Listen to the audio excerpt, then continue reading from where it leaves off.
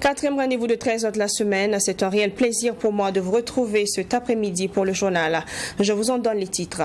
Procès Thomas Sankara, le verdict est connu depuis hier. Blaise Compaoré, Hyacinthe Kafando et Gilbert Diendéré sont reconnus coupables du meurtre du président Sankara plus de 30 ans après les faits. Ils sont tous les trois condamnés à la prison à vie par le tribunal militaire.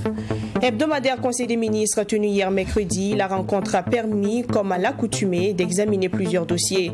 Le Conseil a examiné l'état des relations entre le Burkina Faso et la CEDEAO. Il a également adopté des décrets, procédé à des nominations et autorisé des missions à l'étranger. Restez avec nous tout de suite à compte rendu du Conseil des ministres. Après 6 mois d'audience, le procès Thomas Sankara a livré son verdict ce 6 avril 2022. Blaise Compaoré, Hyacinthe Kafando et Gilbert Diendéré sont condamnés à vie. Ils ont été déclarés coupables d'avoir planifié le coup d'État du 15 octobre 1987 qui a coûté la vie au président Thomas Sankara et 12 autres de ses compagnons. Les avocats de la partie civile se félicitent du dénouement de ce procès qu'ils qualifient d'historique. Abdourahim Yénié, premier reportage de ce 13h. Le tribunal militaire statuant en premier ressort sur l'affaire assassinat Thomas Sankara a reconnu coupables les accusés Blaise Compaoré, Hyacinthe Kafando et Gilbert Diendéré des infractions d'attentat à la sûreté de l'État et complicité d'assassinat. Ils sont condamnés à la perpétuité. C'est la peine maximale en matière pénale qui va au-delà des réquisitions du parquet militaire qui était à 30 ans d'emprisonnement. Une peine qui n'est pas du tout approuvée par les avocats de la défense, comme celui de Gilbert Diendéré qui estime que la culpabilité de son client n'a pas été établie. Le parquet nous a fait comprendre qu'il s'est abstenu et c'est pourquoi sa complicité est là, qu'il aurait dû, après les tueries, arrêter le commando, arrêter Blaise Compaoré, arrêter Lengani qui était le haut commandant, le chef militaire suprême, et arrêter Henri Zongo. Que ne l'ayant pas fait, il s'est rendu coupable et complice. C'est ce qu'ils ont dit. On s'est dit que sa complicité est basée sur une abstention. Si mon client veut exercer une voie de recours, on va l'accompagner. C'est tout. En plus de Blaise Compaoré, Hyacinthe Kafando et Gilbert Diendéré, 6 autres accusés ont été condamnés d'une peine allant de 3 à 20 ans de prison ferme.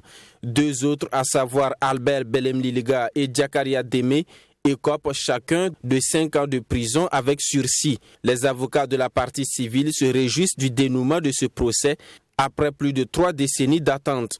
La vérité judiciaire n'est pas une vérité partisane. On a eu tout le temps de ce procès, on a vu défiler des témoins, on a vu exposer des preuves à l'appui et aujourd'hui les juges ont tranché. Bien sûr, certains pourront continuer à épiloguer, mais les faits sont là, têtus. La vérité judiciaire a triomphé toujours. Comme j'ai l'habitude de le dire, la justice a son heure, son horloge retarde parfois, mais toujours l'heure finit par sonner. Toujours selon ses avocats, le procès s'est tenu dans les règles de l'art, à savoir la garantie de la présomption d'innocence et la garantie du droit des accusés dans les débats contradictoires. Tout cela concourt à donner une bonne image de la justice burkinabé, selon la partie civile qui entend relancer le volet international du dossier. Oui, forcément satisfait parce que ce que nous attendions, c'était déjà que ce procès aille à son terme et qu'une décision soit rendue. Et que subséquemment il y ait un procès équitable pour tous. Donc à l'aboutissement, d'abord le verdict a consacré des condamnations. Donc pour nous, nous sommes satisfaits.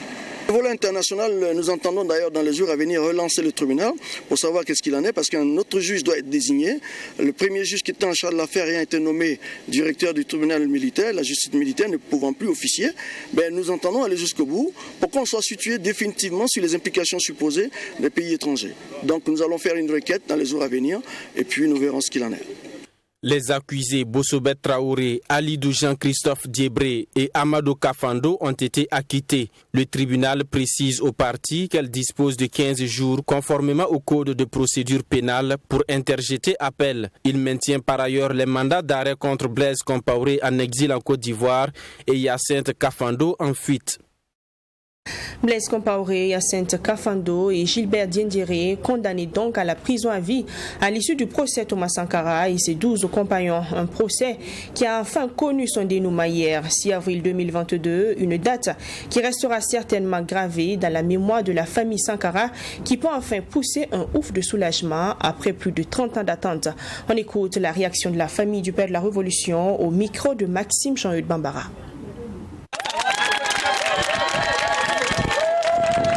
Des acclamations en guise de célébration de la victoire judiciaire gagnée par la famille Sankara après le long feuilleton judiciaire de l'affaire Thomas Sankara et ses 12 compagnons. Après 35 ans de veille et de lutte, le dossier Thomas Sankara connaît son dénouement avec la condamnation à la prison à vie des 3 principaux accusés que sont Blaise Compaoré, Gilbert Diendéré et Hyacinthe Kafando. Du côté de la famille Sankara, l'on se réjouit du verdict rendu. Nous avons attendu depuis 35 ans. On a tous attendu ensemble. Aujourd'hui, le verdict est tombé. Le juge a donné son verdict. C'est la loi. Bon, donc tout le monde apprécie. Vous êtes satisfaite? Bon, c'est quelque chose en tout cas qu'on a demandé. On a demandé la justice, on a demandé la vérité. Nous pouvons dire que nous avons eu connaissance de beaucoup de choses, des choses qui étaient dites. Ce procès a permis de confirmer et le verdict est tombé. Nous pensons que le juge a fait ce qu'il faut faire. Et notre but aussi, c'était que ces violences politiques qu'il y a eu au Burkina finissent. Je pense que ce verdict, en tout cas, va donner à réfléchir à beaucoup de personnes. Le verdict est certes bon à prendre, mais avec l'absence de Blaise Compaoré en exil en Côte d'Ivoire depuis 2014 et de Hyacinthe Kafando en fuite depuis 2016, la famille Sankara reste sur sa soif de la vérité. Pour les membres de la famille, toute la vérité n'a pas encore été dite. C'est qu'on aurait voulu, qui vraiment a décidé, qui a programmé, qui a exécuté. Puisque même l'exécutant principal, Hyacinthe, n'est pas là. Le grand décideur qui est Blaise Compaoré n'est pas là. Bon, qui peut parler à leur place? On ne peut que continuer à supposer. Mais il y a l'histoire qui est plus précise et plus experte que nous les hommes.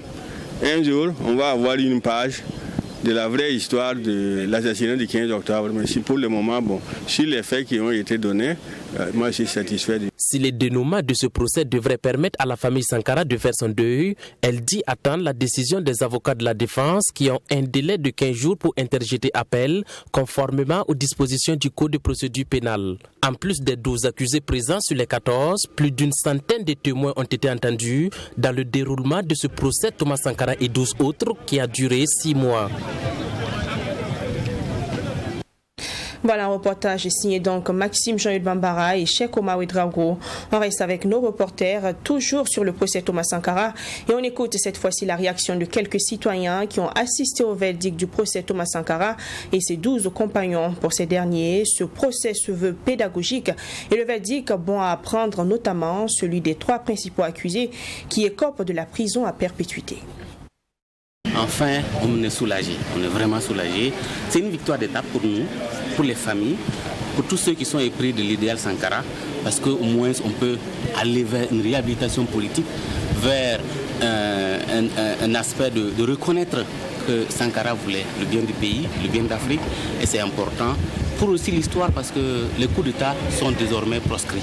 Et donc ça aussi c'est important pour l'histoire du pays et pour toute l'histoire de l'Afrique que désormais on peut juger les coups d'État et condamner de lourdes peines. À écouter les peines qui ont été dites par le procureur, à savoir la déchéance de tous les titres de M. Hyacinthe Kafando, de M.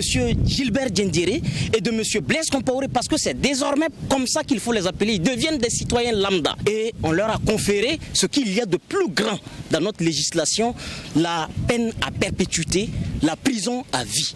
Et nous saluons la prise en main de la liberté de nos juges, à qui tous les droits sont donnés pour ne plus être inféodés à aucune manipulation, qu'elles viennent du palais ou qu'elles viennent de caserne. La justice du Burkina sort de son sommeil, enfin. Donc il y a l'espoir même pour la démocratie et le développement. Parce que le développement d'un pays s'appuie sur l'équité et l'intégrité de la justice. Ça a beaucoup tergiversé. Je crois que l'actualité nous dit que Thomas Sankara et ses camarades ont eu une partie de justice, parce que c'est une partie qui peut satisfaire les combattants que nous sommes, que vous êtes, et qui peut préparer maintenant un Burkina où, pour accéder au pouvoir, on va hésiter à massacrer des humains pour accéder au pouvoir. Je pense que c'est une victoire pour l'ensemble de notre peuple. Je pense qu'aujourd'hui, avec le verdict que nous venons d'entendre, cela devrait, je pense, apaiser nombre de cœurs. Cela devrait pouvoir permettre à d'aucuns de faire leur deuil, et l'un dans l'autre, je pense que c'est véritablement un grand soulagement. Procès Thomas Sankara toujours, le verdict qui est tombé ce mercredi 6 avril 2022 condamne une dizaine de personnes, dont 3 à perpétuité. C'est une victoire pour les sankaristes qui, après le tribunal militaire, ont tenu à manifester leur choix au mémorial à Thomas Sankara. Sans autre commentaire, direction le mémorial Thomas Sankara pour prendre la température de cette manifestation. C'est avec Fatima Tanikema. C'est par cette parade que ceux qui défendent l'idéal sankariste sont arrivés au mémorial Thomas Sankara. Et c'est parti pour la célébration. Chants et danses ont marqué le début de cette cérémonie en hommage au père de la révolution burkinabé et ses compagnons tombés le 15 octobre 1987 au Conseil de l'Entente.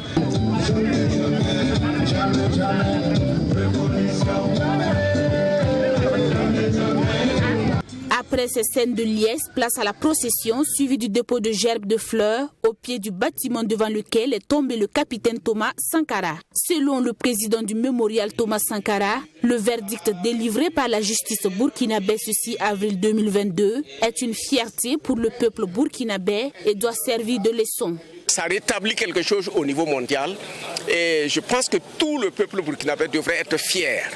Fier parce que nous avons une justice compétente qui est capable 35 ans après, avec 20 000 pages, de dire la justice, de dire le droit. Fier parce que au niveau de tous les autres peuples, ils savent que cela n'aurait été peut-être pas possible chez eux, mais cela a été possible au Burkina Faso. Cette cérémonie d'hommage a été marquée par des discours de ceux qui se réclament de l'idéal sankarista. Des discours pour rendre hommage aux personnes qui ont contribué à cette victoire, mais aussi des messages pour lancer des requêtes auprès des autorités actuelles du Burkina Faso. Nous allons prendre attache avec le gouvernement dans le cadre de la continuité de l'État, comme cela a été souligné. Tous les gouvernements qui se sont succédés depuis 2014 ont eu à cœur à ce que justice soit rendue, à ce qu'il y ait un lieu de mémoire pour Thomas Sankara. Nous attendons à ce que cette action soit poursuivie et nous allons maintenant prendre attache avec les autorités pour faire avancer les autres dossiers, avec comme point d'urgence les obsèques nationales pour Thomas Sankara et pour ses compagnons.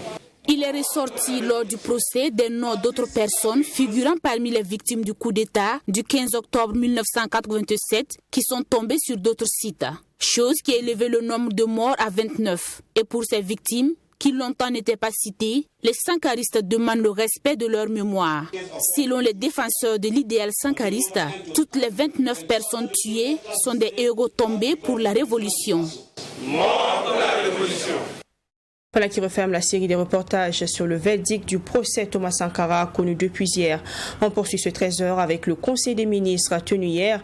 La rencontre a permis de faire le point des relations entre le Burkina Faso et la communauté économique des États de l'Afrique de l'Ouest CEDEAO. Il a également permis d'aborder la modification du décret portant renouvellement des membres du Conseil supérieur de la magistrature. Notons que le Conseil des ministres s'est tenu hier en présence du chef de l'État. On en parle plus amplement avec Serge Kabouré.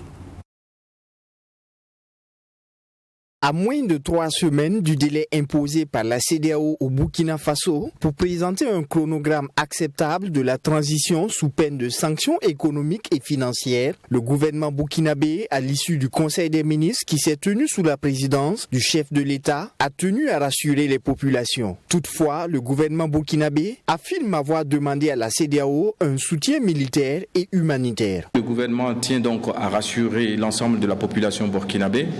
Notre gouvernement est dans une bonne prédisposition, les discussions se poursuivent, les concertations se poursuivent afin justement d'harmoniser les points de vue et nous voyons que l'institution CEDEAO est dans une bonne disposition et nous espérons que d'ici là justement nous allons avoir et le soutien et l'accompagnement de la CEDEAO. En tout cas, le gouvernement a déjà demandé un soutien sur les questions humanitaires et militaires de la part de l'institution et nous attendons justement à ce que cette CEDEAO des peuples puisse se pencher sur cette doléance-là et nous apporter son soutien.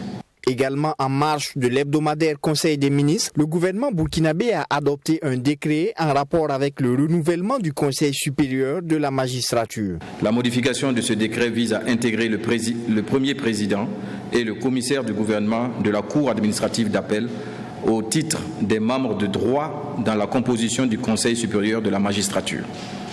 L'adoption de ce décret permet de se conformer aux dispositions de la loi organique numéro 049-2015/CNT du 25 août 2015 portant organisation, composition, attribution et fonctionnement du Conseil supérieur de la magistrature.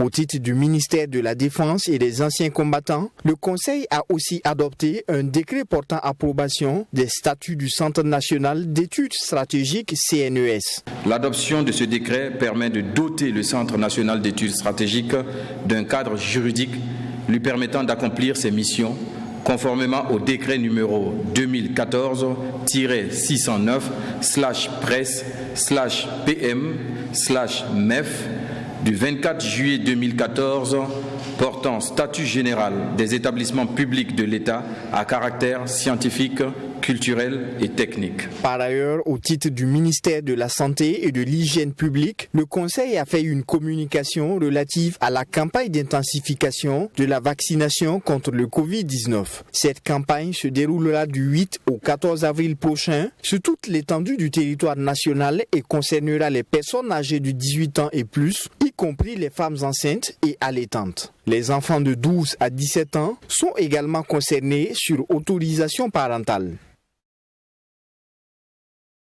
Vous vous rappelez certainement, au cours d'une séance plénière à l'Assemblée législative de la transition en début de semaine, le chef du gouvernement Albert Ouédraogo a décliné les grandes orientations du gouvernement de la transition.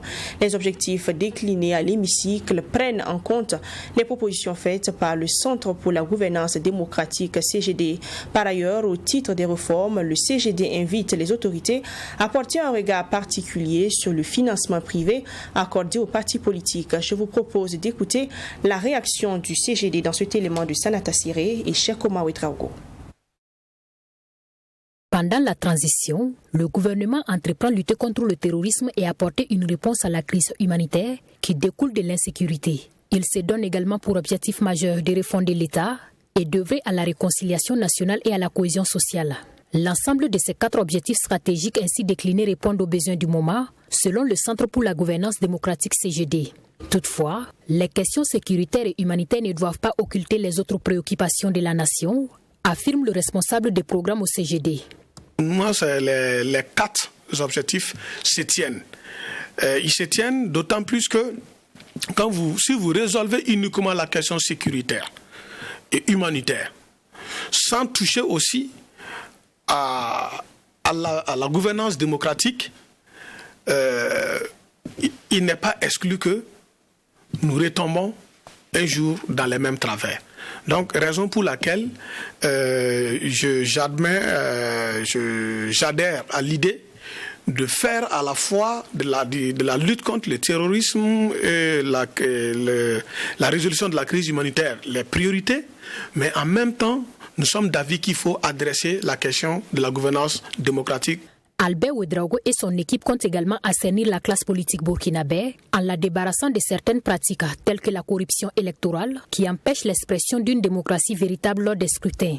Pour ce faire, le gouvernement ambitionne plafonner les dépenses des campagnes et réglementer par la même occasion la création et le financement des partis politiques. Des mesures qui entrent en droite ligne des propositions faites par le CGD à la commission technique chargée de l'élaboration de l'agenda de la transition. Le CGD invite même les autorités à aller au-delà du plafonnement en régulant le financement privé alloué aux partis politiques. Nous accueillons positivement, nous sommes très ravis de voir que cette préoccupation que le CGD pose depuis 10-15 ans, à savoir le plafonnement des dépenses de campagne et la régulation des financements privés, a peut-être enfin eu une oreille attentive. Si on ne plafonne pas les dépenses de campagne, qu'est-ce qui arrive? Les candidats nantis ou les candidats qui ont la faveur des opérateurs économiques, et vous savez que dans notre au niveau du Burkina, il y a une imbrication entre le milieu politique et le milieu des affaires. Donc quand les hommes d'affaires transportent des enveloppes qu'ils viennent remettre aux candidats dont ils ont la certitude que voilà le cheval gagnant, si on peut parler ainsi, après les élections, la conséquence c'est quoi? Après les élections, c'est les mêmes hommes d'affaires qui sont dans les BTP, qui construisent des infrastructures routières et autres, ils vont renflouer les caisses. Et avec quoi ils renflouent les caisses? C'est avec les marchés publics. Il ne faut pas s'arrêter au plafonnement, il faut aussi aller à la régulation des financements privés.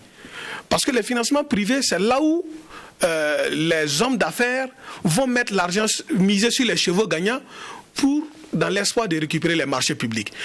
L'autre mesure annoncée par le Premier ministre est de doter la chefferie coutumière d'un statut particulier à travers une loi. Ce statut permettra de clarifier, selon le CGD, le rôle de ces derniers en vue de préserver leur image.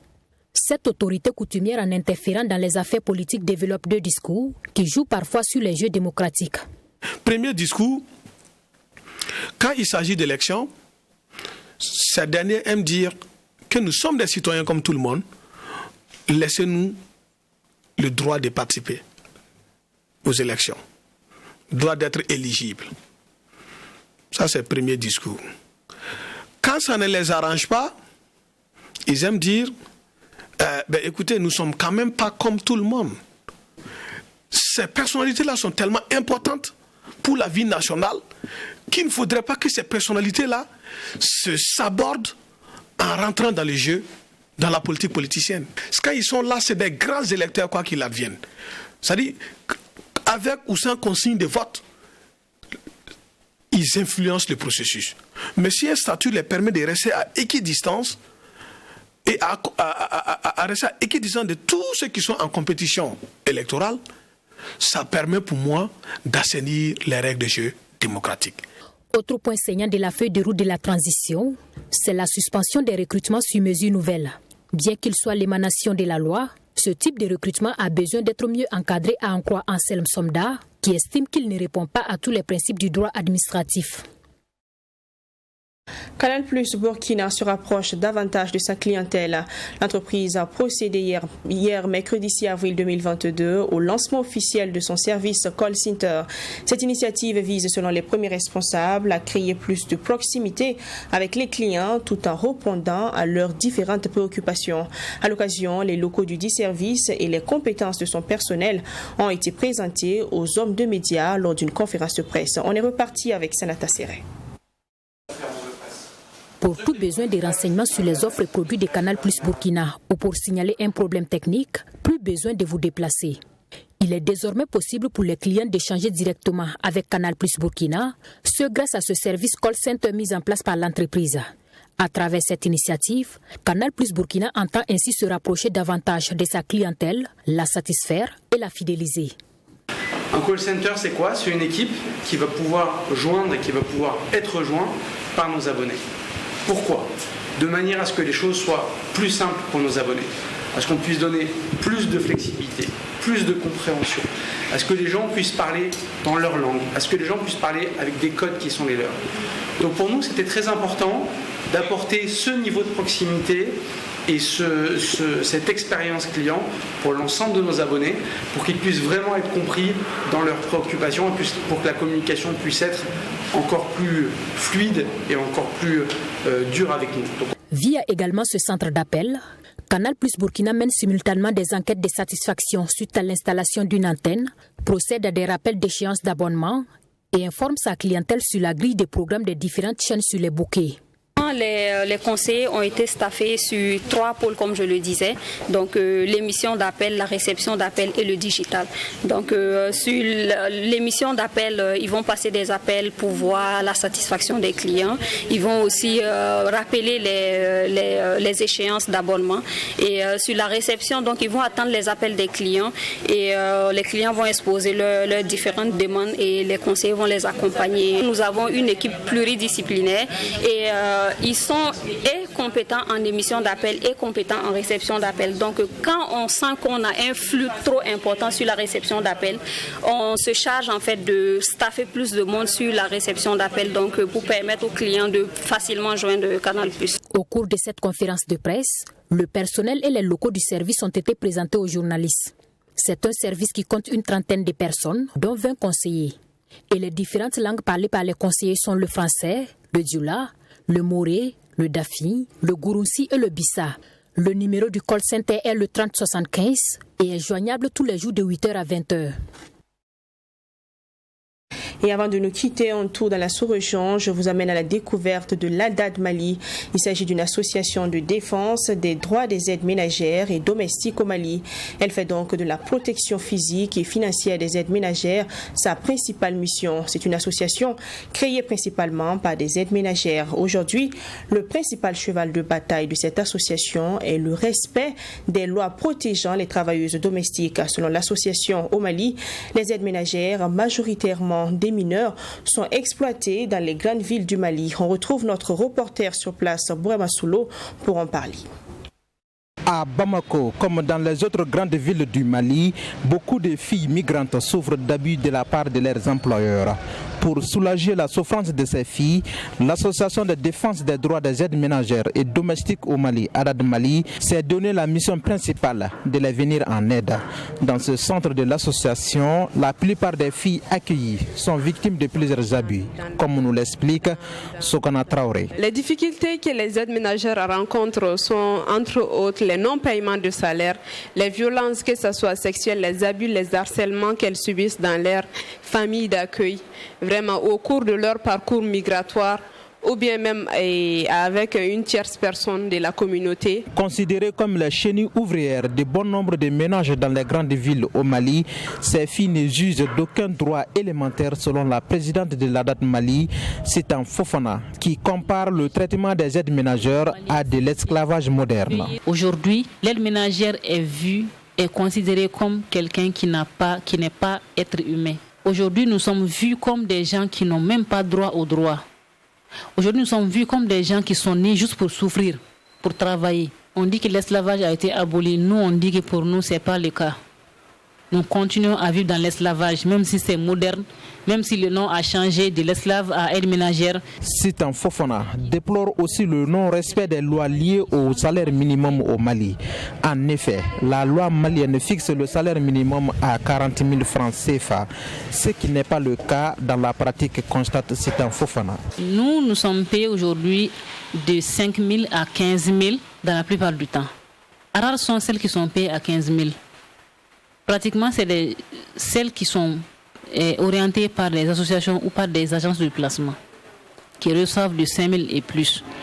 Mais celles qui se promènent comme ça à chercher du travail, qui sont même majoritaires par rapport à celles qui sont placées par les agences de placement, celles-là sont payées à de 5 000 à 10 000 francs, 12 500 maximum.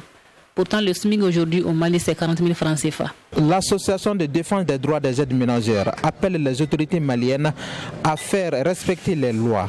Elle appelle singulièrement l'inspection du travail à s'intéresser au cas des travailleuses domestiques. C'est la fin de ce trésor. Je vous remercie de l'avoir honoré. On se retrouve demain pour une autre session d'information. Prenez soin de vous.